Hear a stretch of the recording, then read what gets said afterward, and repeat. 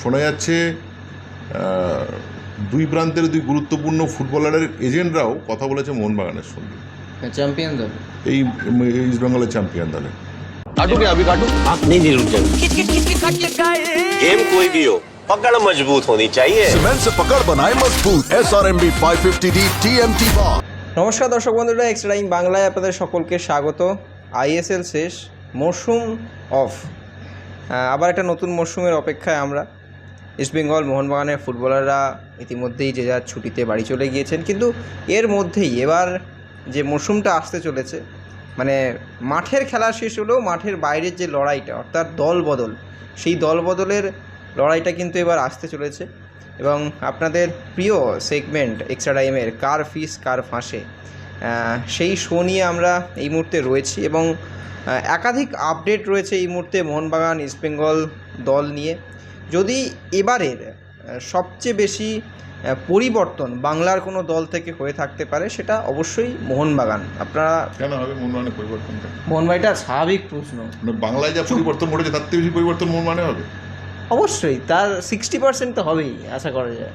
60% পরিবর্তন, 60% পরিবর্তন তো হবেই, কারণ একাধিক খেলোয়াড়ের চুক্তি শেষ হয়ে গিয়েছে এবং সেক্ষেত্রে কোচ লোবেরা তার সঙ্গে মোহনবাগান কী সিদ্ধান্ত নেবে। বাংলার রাজনীতিতে 7% ভোট ট্রান্সফার হয়েছে, কিন্তু তাতেই আমূল পরিবর্তন ঘটে গেছে। তুমি বলছো 60% পরিবর্তন, মোহনবাগানে যা প্লেয়ার আছে 40 জন থাকবে, 60 জন বাদ যাবে, তো হয়েই আছে। বিদেশিরা তো একাধিক ক্ষেত্রে একাধিক বিদেশিদের তো আপাতত চুক্তি শেষ হচ্ছে, আলোচনায় যাচ্ছি। সেক্ষেত্রে সাহেবদা, আজকে যদি আমরা শুরুটা এরকমভাবে করি, আজকে অবশ্যই যে নিউজটা আমরা ইতিমধ্যে করলাম, সেক্ষেত্রে সায়ন ব্যানার্জি ইস্টবেঙ্গলের জুনিয়র ব্রিগেডের ফুটবলার, সে মোহনবাগানে সই করছে। মোহনবাগান কি এবারে শুধুমাত্র আইএসএল দল নয়, তাদের যে যুব দলটা রয়েছে, যে যুব দলটাকে নিয়ে নানান কথা হয়, একে পরের পর বছর তারা কলকাতা লিগে ব্যর্থ, সেক্ষেত্রে এই যুব দল থেকে পুরো সিনিয়র দল, পুরো দলটা কি এবারে মোহনবাগানের ঢেলে সাজানো হয় বলে মনে হয়? এই যে বিষয়টা, সায়ন ব্যানার্জির বিষয়টা, এটা হয়তো সত্যি, মানে আংশিক না, হয়তো পুরোটা সত্যি। সায়ন ব্যানার্জি যাচ্ছে মোহনবাগানে, কিন্তু সায়ন ব্যানার্জি মোহনবাগানে গেলে, আমি অ্যাজ এ ন্যাচারাল ফুটবল লাভার আমি একটা প্রশ্ন রাখতে চাইছি। মোহনবাগানে সায়ন ব্যানার্জি কি জায়গা পাবে? ঠিক আছে, দীপেন্দু যেখানে পায়, যেখানে দীপেন্দু নিয়মিত জায়গা পায় না, সায়ন ব্যানার্জি গেলে, সায়ন ব্যানার্জি কিন্তু কলকাতা লিগে যেমন ইস্টবেঙ্গলের হয়ে খেলে, মোহনবাগানে ইস্টবেঙ্গলের হয়েই খেলতে হবে। মানে তুমি বলতে লিস্টন বা মনবীরের জায়গায়। আমার প্রশ্ন হচ্ছে, শুধু সায়ন ব্যানার্জি নয়, ধরো আরও কিছু ফুটবলারের নাম এখানে আসছে, ভেসে আসছে। ইস্টবেঙ্গলের এবছরের চ্যাম্পিয়ন দলের ফুটবলার। শোনা যাচ্ছে দুই প্রান্তের দুই গুরুত্বপূর্ণ ফুটবলারের এজেন্টরাও কথা বলেছে মোহনবাগানের সঙ্গে, চ্যাম্পিয়ন দল, এই ইস্টবেঙ্গলের চ্যাম্পিয়ন দলে। চ্যাম্পিয়ন দলের কারোর কি শ্বাস বন্ধ হয়ে যায়? আমি এটা বুঝতে পারছি না। প্লেয়াররা আসলে সমস্যাটা অন্য জায়গায়। চ্যাম্পিয়ন দলে তো নিশ্চয়ই প্লেয়ারদের শ্বাস বন্ধ হয়ে যায় না। এখন চ্যাম্পিয়ন প্লেয়ার যেহেতু, চ্যাম্পিয়ন দলের প্লেয়ার যেহেতু, এই যে আমি বারবার বলি না, এজেন্টরা ফুটবলকে কলুষিত করছে। এজেন্টরা ভাবছে আমার প্লেয়ার এবার চ্যাম্পিয়ন দলের প্লেয়ার হয়ে গেছে, এবার আমি চলো তাকে মার্কেটে নামিয়ে আমি কিছু পয়সা ইনকাম করে নিই, তাতে প্লেয়ারেরও কিছু হবে, আমারও কিছু হবে। এতে ফুটবলটা ভোগে যাক, ফুটবলারের কেরিয়ার ভোগে যাক। কত হয়েছে এরকম, এজেন্টরাই শেষ করেছে ফুটবলারদের কেরিয়ার। অসংখ্য ফুটবলার, তাদের চোখে পড়ে না ভালো ফুটবলার, হাতে গোনা কটা প্লেয়ার নিয়ে তাদের কাজ কারবার। কী ফুটবল বোঝে আমার জানা নেই আর কি। মানে গড়িয়াহাটে, সেলের বাজারে যারা বিক্রেতা, তাদের অন্তত একটা সততা আছে, এদের সেই সততা নেই। কালকে চ্যাম্পিয়ন হচ্ছে একটা টিম, সেই টিমের প্লেয়ারদের চলো দাঁড়িপাল্লায় তুলে দিয়ে এই ক্লাব সেই ক্লাব ঘোরানো। হ্যাঁ, সায়ন ব্যানার্জি হয়তো মোহনবাগানে আসবে, ইস্টবেঙ্গলে আইএসএল টিমে সে রেজিস্টার ছিল, চান্স পায়নি, হয়তো সুযোগ পায়নি। চ্যাম্পিয়ন সেলিব্রেশন শেষ হয়নি। চ্যাম্পিয়ন এবার ভবিষ্যতে কি করবে না করবে সেগুলো একদিনের মধ্যে। আমি সায়ন ব্যানার্জিকে কোনো দোষ দিচ্ছি না এখানে। তার এজেন্টরা, তাদের রাত্রে ঘুম হচ্ছে না, ঠিক আছে। শোনা যাচ্ছে দুজন বিদেশি এজেন্ট, তারাও মোহনবাগানের সঙ্গে যোগাযোগ করেছে। ঠিক আছে, তারা বেশি ঘোরাঘুরি করছে এখন ইস্ট বেঙ্গলে নয়, যে আমার প্লেয়াররা এত চ্যাম্পিয়ন হয়েছে, সেকেন্ড বছরে যদি তাদের চুক্তি শেষ হয়ে থাকে, যদি নেওয়ার জন্য যদি কিছু দাম বাড়ানো যায় দেখুন না, সেটা ইস্ট বেঙ্গলের সঙ্গে করছে না, মোহনবাগানে চলে গেছে। এই হচ্ছে এদের দৌরাত্ম্য। মানুষ টিম জেতে মানুষের এক রকমের আনন্দ, টিম হারলে মানুষের এক রকমের দুঃখ, এজেন্টদের আর এক রকমের আনন্দ।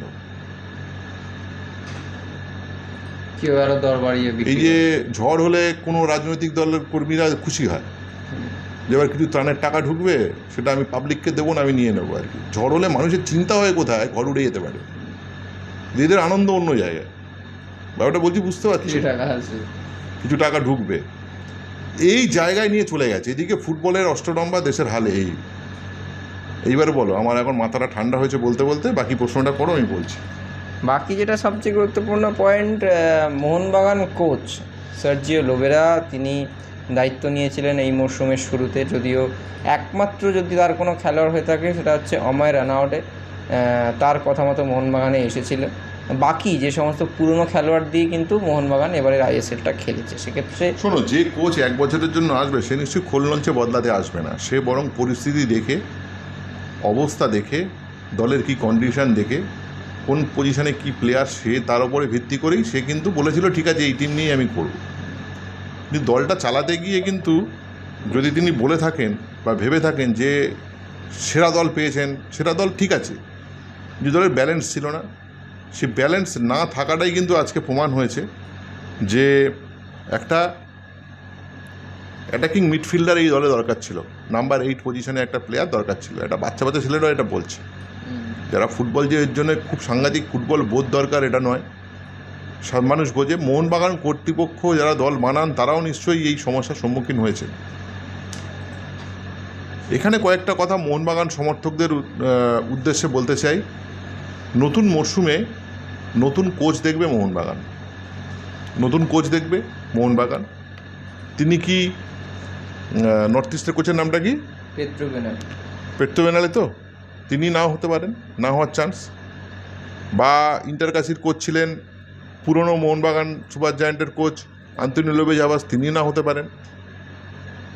শোনা যাচ্ছে অন্দরে কান পেতে যে ভারতীয় ফুটবলে অপরিচিত কোনো কোচকে কিন্তু মোহনবাগান ইন্ট্রোডিউস করতে পারে। ভারতীয় ফুটবলে অপরিচিত কোনো বিদেশি কোচকে মোহনবাগান ইন্ট্রোডিউস করতে পারে, তার একটা সম্ভাবনা কিন্তু আছে। কিন্তু মোহনবাগান সবসময় স্টার কোচের দিকে যায়। স্টার কোচ মলিনা ঠিক আছে, কিন্তু স্টার কোচ তো বিশ্ব ফুটবলে তো স্টার কোচ নন এরা, ভারতীয় ফুটবলে। তা ভারতীয় ফুটবলে মোহনবাগান স্টার কোচদের তো জন্মও দেয়। মোহনবাগানও তো, মোহনবাগান বলো তার আগের কর্তৃপক্ষ যারা ছিল, আগের যারা টিম ছিল এটিকে তৎকালীন সময়, তারা তো আন্তোনিও লোপেজ হাবাসকে প্রতিষ্ঠা দিয়েছে, তারা তো হোসে মলিনাকে তারাই প্রতিষ্ঠা দিয়েছে, আবার তারা পরবর্তীকালে ফিরিয়ে এনেছে। সমস্যা নেই, নতুন কোনো কোচ আমাদের কাছে অজানা কোচ বিশ্ব ফুটবলে ভালো কোচ হতে পারে, এমন একটা সম্ভাবনা এখানে আছে। দ্বিতীয়ত, তোমার ডিমি এবং কামিন্স এদের সঙ্গে চুক্তি শেষ হচ্ছে, এবং তার সঙ্গে টম আলটেডের সঙ্গে চুক্তি শেষ হচ্ছে। এই তিনজনের পরিবর্তন কিন্তু ঘটছে মোহনবাগানে, এই বিষয়টা নিশ্চিত করে বলা যায়। এবং 2028-29 পর্যন্ত চুক্তি রয়েছে জেমি ম্যাকলারেন এবং অ্যালবার্টো রড্রিগেজের সঙ্গে, এবং এই জায়গাটা তারা কোনো পরিবর্তন করতে চাইছে না। আরও এক বছর আছে রবসন, আর এক বছর আছে রবসানের সঙ্গে। এই তিনজন প্লেয়ারকে রেখে রবসান সবসময় নাম্বার 6 মানে 6 নম্বরে আসছে, 5 বিদেশির মধ্যে না, উনি 6 নম্বর করে ভাবা হচ্ছে, ফলে কোনো প্রবলেম হচ্ছে না।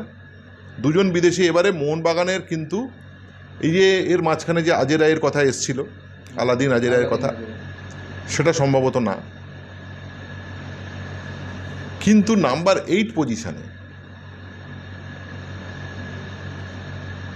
একজন বিদেশি কিন্তু অ্যাটাকিং মিডফিল্ডার, গ্রেগ স্টুয়ার্টের মতো একটা ফুটবলার, এবং সেটা খুব হাই কোয়ালিটির ফুটবলারকে কিন্তু খোঁজে রয়েছে মোহনবাগান। এটা আপনাদের কাছে নিশ্চিতভাবে বলা যায়। কিন্তু গোটা বিষয়টাই দাঁড়িয়ে আছে নতুন যিনি কোচ আসবেন তিনি কোন সিস্টেম, কোন ফরম্যাট, কিভাবে তিনি খেলাবেন, তার উপরে ভিত্তি করে কি কি সাজেস্টিভ প্লেয়ার আছে, সেই সাজেস্টিভ প্লেয়ারদের ওপরে কিন্তু নিয়ে কাজ করবে মোহনবাগান। আপনাদেরকে একটা জিনিস জানাই যে দল যখন তৈরি হয়, ধরো একটা নাম্বার 6 পজিশন বা নাম্বার 8 পজিশনের একটা প্লেয়ার, কোচ শুধু বলে আমার নাম্বার 8 পজিশনের প্লেয়ার লাগবে, সেই প্লেয়ারটা কখনো কখনো নাম্বার 7, নাম্বার 9 এই পজিশানগুলো, দুটো উইং বা কোনো একটা পজিশানে খেলতে পারে, সেকেন্ড অপশান, থার্ড অপশান, এগুলোর বিষয়। এখন সেকেন্ড অপশান, থার্ড অপশান আর ফার্স্ট অপশান হচ্ছে নাম্বার 8 এরা চাইছে। তার আর অন্য কী কী গুণাবলী আছে, সেই গুণাবলী তার সঙ্গে ঠিক করে প্রেফারেবল ফুট কোনটা, সে আর কি কি পারে, এই সমস্ত কিছু হিসেব করে সেট পিসের সময় তার কী কী ভূমিকা হবে, এই টোটালটা হিসেব করে একটা টিম তৈরি হয়। এই ব্যালেন্সের জায়গাটা ইস্টবেঙ্গলের মোহনবাগানের এবারে প্রবলেম ছিল, তুমি মানো আর না মানো, ঠিক আছে। তাও কিন্তু তারা চ্যাম্পিয়নশিপে ছিল, শুধুমাত্র গোল সংখ্যার ওপর ভিত্তি করে তারা রানার্স হয়েছে, সবটাই স্বাগত। কিন্তু মোহনবাগানের এবছরে তারা চ্যাম্পিয়ন হওয়ার জন্য যা যা দরকার ঠিক সেই জিনিসগুলো করতে চাইছে। তবে মোহনবাগান কিন্তু ইস্টবেঙ্গলের বিজয়ী দলকে ভেঙে তার দিকে নিয়ে আসছে, থাবা বসাচ্ছে, এরকম কোনো বিষয় নয়। এই থাবাটা এজেন্টরা নিজেরা করছে বলে আপনাদেরকে জানিয়ে দিলাম। এজেন্টদের কোথায় কোথায় বাড়ি আপনারা খোঁজ করুন। এজেন্ট রাজ ভারতীয় ফুটবলে, একটা স্টোরি না? হ্যাঁ, সুপার কাপে বড় তো গল্পটা। সুপার কাপে দর্শকদের থেকে এজেন্টের সংখ্যা বেশি ছিল। কোথায়? এতে কলিঙ্গ স্টেডিয়ামে। মানে দর্শকরা হাততালি দিচ্ছে, ওরা তো ওই সময় কি করে, মানে টিম যখন গোল করে বা ড্র করে বা ওরা একটা ওই সময় ওদের রিয়াকশন কি হয়?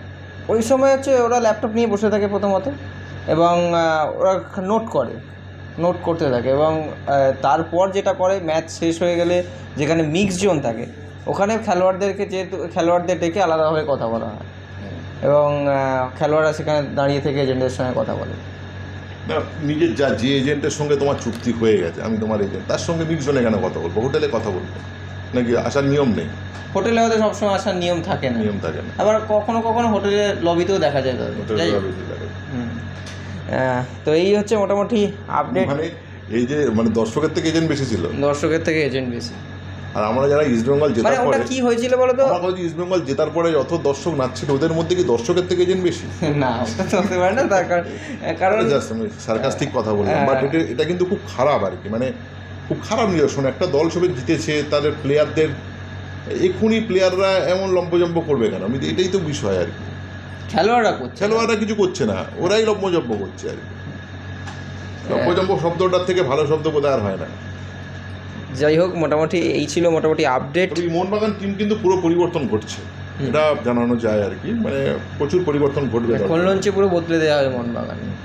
আপাতত অবশ্যই সেই দিকে আমাদের নজর থাকবে, এবং আপাতত আরও পরবর্তীকালে যে খেলোয়াড়রা আসবেন সেই সমস্ত খবর পেতে অবশ্যই নজর রাখুন এক্সট্রা টাইম বাংলার ইউটিউব, ফেসবুক ও ইনস্টাগ্রাম পেজে। Extra time.